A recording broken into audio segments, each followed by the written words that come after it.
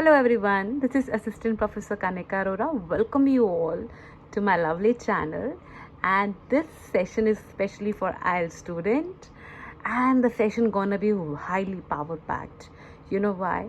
Because I am gonna teach you templates, connectors, phrasal idioms, phrasal verbs, and that is definitely जो आज का session है that is for the writing module. Writing module के लिए बहुत important है और ये पूरी वीडियो को देखना बहुत इम्पॉर्टेंट बिकॉज पूरा पावर पैक सेशन है ये, कोई आप स्किप करके नहीं देख सकते. उसमें आपको पूरा और अच्छे से मैं चाहती हूँ कि आप कॉपी पेन लेकर बैठे. कॉपी पेन लेकर हम जब बैठेंगे तो उसमें क्या रहेगा कि वी विल बी एबल, आप नोट डाउन करते जाइए. It is very important to jot down also. तो let's start it. See, first is templates. Templates क्या होते हैं? हमें ना जब राइटिंग सेक्शन आता है, राइटिंग सेक्शन में आई टेल यू कि आपको आते हैं दो आते हैं. एक राइटिंग सेक्शन 1 होता है, एक 2 होता है. 1 थोड़ा शॉर्ट होता है, 2 थोड़ा सा लॉन्ग होता है. और डिपेंड्स कि क्या कुछ भी आ सकता है, ऐसे आ सकता है, लेटर भी आ सकता है. बट एटलीस्ट हमें कनेक्टर, हमें एक बार टेम्पलेट्स और कनेक्टर आ जाते हैं तो हमारे लिए चीज़ें कुछ भी आता है तो हम with our thoughtfulness of our content we are able to present in a very good way. And learning templates and connector for the IELTS exam is mandatory. I mean, you cannot appear without that, right? So let's start it. The first is, जैसे आपके पास एक question आया जिसमें आपसे आपके opinion पूछे जा रहे हैं, तो आप उसको कैसे बताओगे? आप बोलोगे personally I strongly advocate the former views. क्या होते हैं? जैसे कोई उन्होंने क्वेश्चन दिया हुआ है, उसमें उन्होंने 2 व्यूज़ की बात करी है, तो आप दोनों के बारे में बात करेंगे, है ना? तो आपको ऑब्वियसली बात है कि that examiner is asking you what you feel, right? तो आप जो उनको बता रहे हो, जो अपनी बात कह रहे हो, तो आपको उसके लिए उनको एक अपना ओपिनियन नहीं बताना पड़ेगा कि आप क्या स्ट्रांगली एग्री करते हो, एडवोकेट करते हो. तो आप लिखोगे I personally I strongly advocate the former. Farmer होता है पहला, ठीक है? जैसे ये होता है फॉर्मर और लैटर. फॉर्मर होता है पहले वाला, पहले का, और लैटर होता है जो, जैसे मान ली मैंने 4 चीज़ें दे रखी हैं, तो पहले जो मैंने मेंशन करा है उसे हम बोलते हैं फॉर्मर, और जो बाद वाला होता है, हम बाद वाला पॉइंट है हम उसे लिखेंगे लैटर, LATTER. ठीक है? ना तो चिट्ठी वाला लेटर और ना लेटर, लैटर, राइट? जैसे मैं आपको कंफर्म कर देती हूँ, यहाँ पे क्लियर कर देती हूँ. एक होता है हमारा, just a second, where is my pencil. या एक होता है हमारा लैटर, एक होता है हमारा लेटर, और एक होता है हमारा लेटर. तो ये है लैटर, मतलब बाद. लेटर वाला, ये वाला लेटर है बाद. ये तो लेटर आपको पता ही है, खत, और ये लेटर मतलब बाद में. तो अच्छा, लेटर और लेटर में क्या डिफरेंस है कि लेटर होता है बाद में और लेटर होता है बाद वाला. बाद वाला, ठीक है? तो फॉर्मर क्या होता है? पहले वाला, राइट?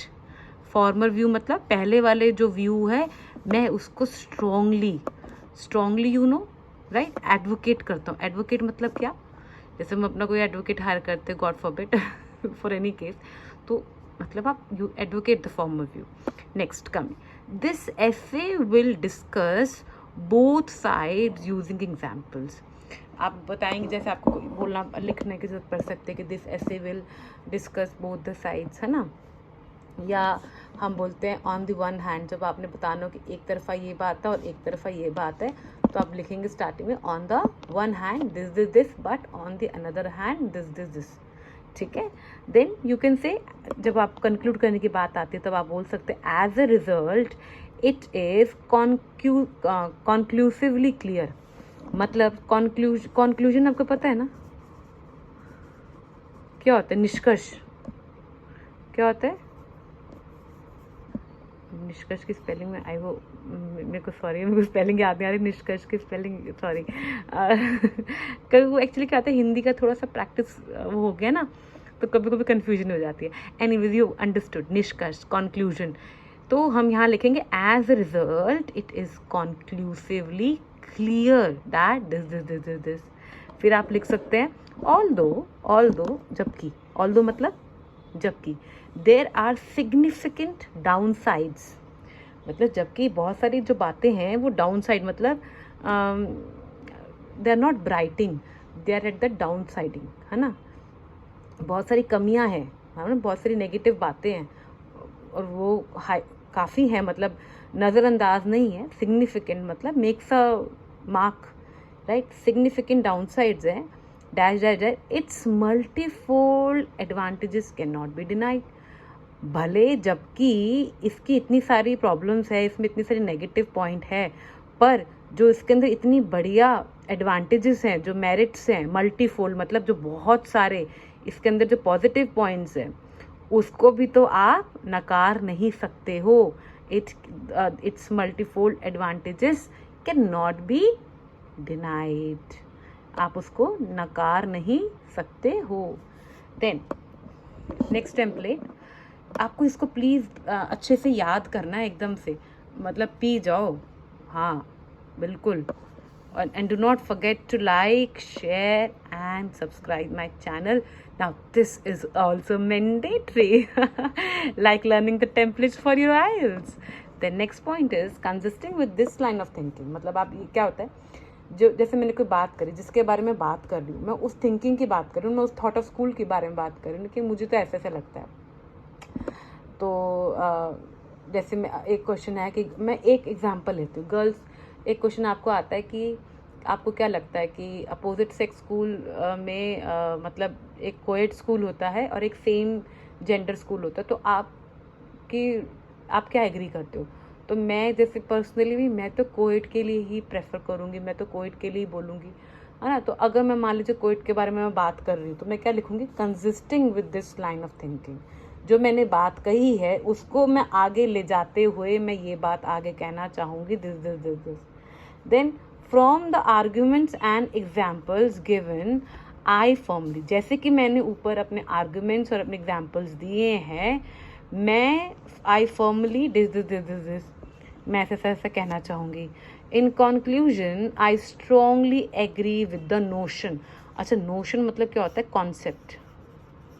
कॉन्सेप्ट मतलब सोच कह लो आप, एक कॉन्सेप्ट, एक मुद्दा, एक टॉपिक। मतलब जैसे my notion is that one should be early to bed to early to rise, और वन शुड बी वेजिटेरियन। तो ये मेरा नोशन है, ये मेरी थिंकिंग है, ये मेरा कॉन्सेप्ट है, ये मेरी ये है। तो इन कंक्लूजन आप ये पॉइंट भी लिख सकते हैं, आई स्ट्रांगली। अब यहाँ पे एडवोकेट भी कर सकते हो आप, वैसे तो एग्री सही रहेगा, I strongly agree.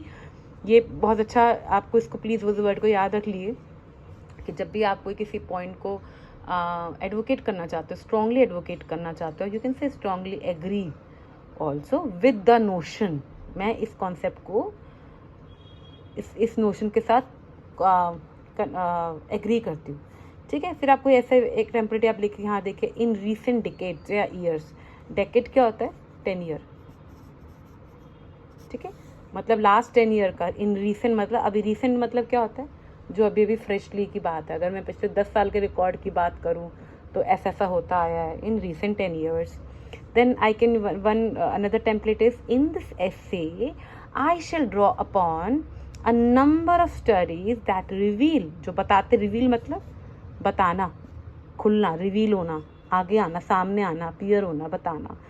So I shall draw upon मतलब इस पॉइंट को मैं यहाँ हाईलाइट करती हूँ, इस पॉइंट पे मैं फोकस करती हूँ, मैं यहाँ पे लाके मार्क करती हूँ कि देखो ये पॉइंट है। I shall draw upon a number of studies that reveal the positive and negative aspects of this phenomenon. जब ऐसे की स्टार्टिंग कर रही हूँ तो मैं वहाँ पे लिख सकती हूँ कि in this essay I shall draw upon a number of studies that reveals the positive and negative aspects of this phenomenon. एक बार हम रिवाइज कर लेते हैं कुछ टेम्पलेट्स को दोबारा से, उसके बाद फिर हम कनेक्टर्स करेंगे। Personally, I strongly advocate the former view. This essay will discuss both sides using examples.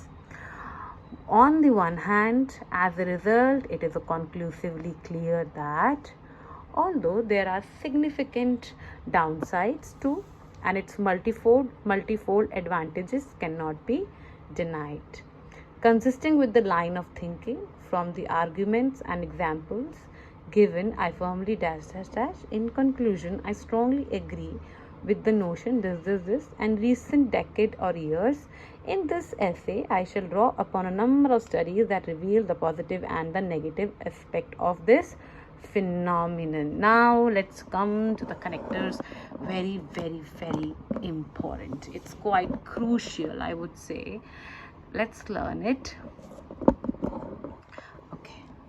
तो हमारे जो कनेक्टर्स हैं फॉर आइल्स, जैसे कि जब हम रिजल्ट और कॉन्सिक्वेंसेस की बात करते हैं, रिजल्ट कॉन्सिक्वेंसेस मतलब क्या हुआ, जैसे आपने कुछ करा तो उससे ये परिणाम आया, मतलब जब हम परिणाम की बात करते हैं कि भाई ये हमने जो बातें करी उससे ये निष्कर्ष निकला, ये जो हमने बातें करी उससे ये निष्कर्ष निकला, कंक्लूजन निकला, तो हम क्या वर्ड्स लिख सकते हैं, as a result, consequently, therefore, thus, hence, so, for this reason. And please do not forget to like, share and subscribe my channel. Again, I'm telling you, it's mandatory. चलिए दोबारा से हम याद करते हैं. हमने याद करना है, इसी क्लास में बैठ के याद करना है, तभी तो ये पावर पैक्ड सेशन है.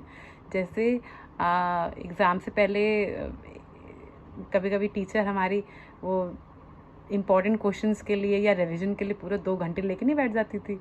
It is just like that. Is a very power packed session today. So please pay attention well. All your ears and mind, your every sense of organ should be definitely here only.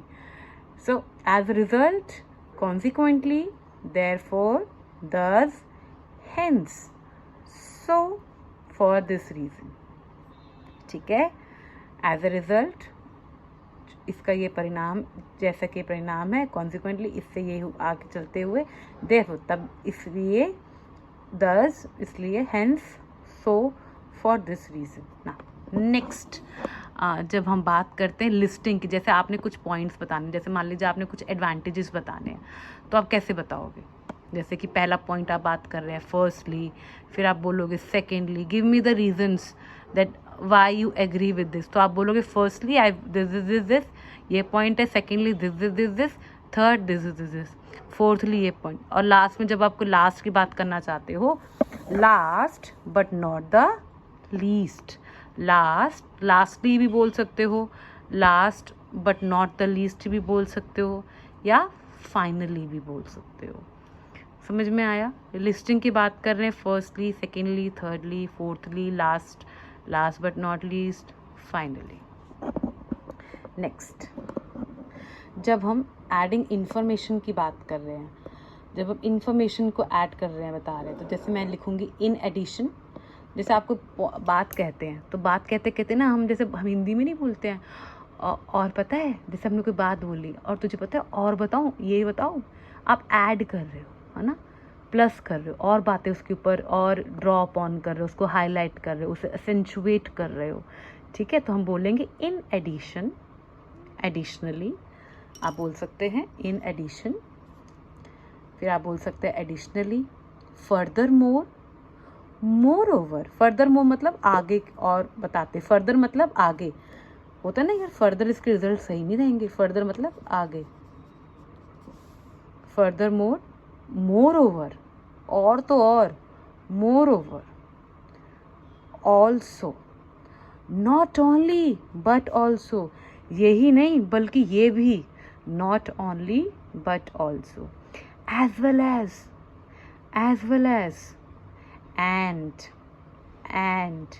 तो आप क्या बोलेंगे, in addition, additionally, furthermore, moreover, also, not only but also, as well as. Please jot down these connectors, learn it by heart. You should be able to use connectors there I am telling you, देखिए एक तो सबसे पहली बात, वो exam बड़ा expensive होता है, 15,000 आप अपनी पॉकेट से दे रहे हो, और आप ये नहीं एक्सपेक्ट कर सकते अरे कोई नहीं, नहीं अच्छे नंबर आए तो अगली बार दोबारा दे देंगे. It really makes a hole in your pocket. I tell you one thing. So please, before appearing your exam you should be, I think before booking the date, before booking the test, आप जब book कर रहे हो, आप जब slot book कर रहे हो, उससे पहले ही आपका प्रिपरेशन बहुत अच्छे से हो जानी चाहिए. मैं बिल्कुल भी जल्दीबाजी करने को एडवाइस नहीं करूँगी, because IELTS exam is not that easy. I tell you one thing, it takes time. One who is not even good at the English, तो थोड़ा सा और प्रिपरेशन करना पड़ता है, तो आप इसको अच्छे से समझिए. इन additionally, furthermore, moreover, also, not only but also, as well as, and. Now next, when you want to give the example, right, giving example, जब आप example की बात करते हो तो आप लिखोगे for example, one clear example is this. For instance, I would recommend you to use this for instance. थोड़ा अच्छा लगता है लिखना ना, for instance. For example थोड़ा सा मज़ा नहीं आता, but I think for instance बोलना अच्छा रहेगा. और such as, namely, and to illustrate. मैं कोई बात कर रही हूँ तो मैं उसको एग्जाम्पल लेकर आके ड्रॉ करना चाहती हूँ, तो मैं लिखूँगी to illustrate. In other words, भाई एग्जाम्पल दे दो, या उसको मैं बोलूँ कि मैं दूसरे शब्दों में ये कहना चाहती हूँ, ठीक है. इंस्टेंस का मतलब भी एग्जाम्पल होता है, एग्जाम्पल तो एग्जाम्पल होता ही है, एंड इलस्ट्रेट मतलब भी एग्जाम्पल ही होता है. या मैं इसको इन अदर वर्ड्स भी कह सकती हूँ. नेमली मतलब आप नेमली मतलब क्या, आप पॉइंट्स के थ्रू बता रहे हो ना, नेमली, ठीक है. नेक्स्ट, जब आप कॉन्क्लूडिंग थिंकर की बात करते हैं, लिंकर की, सॉरी जब आप कॉन्क्लूडिंग लिंकर की बात करते हैं तो आप लिखेंगे in conclusion, to conclude, to sum up. Easy है. जब आप कंक्लूड की बात करते हैं, जब आप एंड में आ रहे हो, जब आप थर्ड पैराग्राफ पर आ चुके हो, तो आप लिखोगे इन कंक्लूजन, और टू कंक्लूड, और to sum up. Now let's revise the connectors of this page, then will move to the next. Result और कॉन्सिक्वेंसेस की बात करेंगे तो आप लिखेंगे as a result, consequently, therefore, thus, hence, so, for this reason. Listing की बात करेंगे firstly, secondly, thirdly, fourthly, lastly but not the least, finally. Adding information की बात करेंगे in addition, additionally, furthermore, moreover, also, not only but also, as well as, and. And example की बात करेंगे. For example, one clear example is this. For instance, such as, namely, to illustrate, in other words. Then when you are talking about concluding the linker, then in conclusion, to conclude,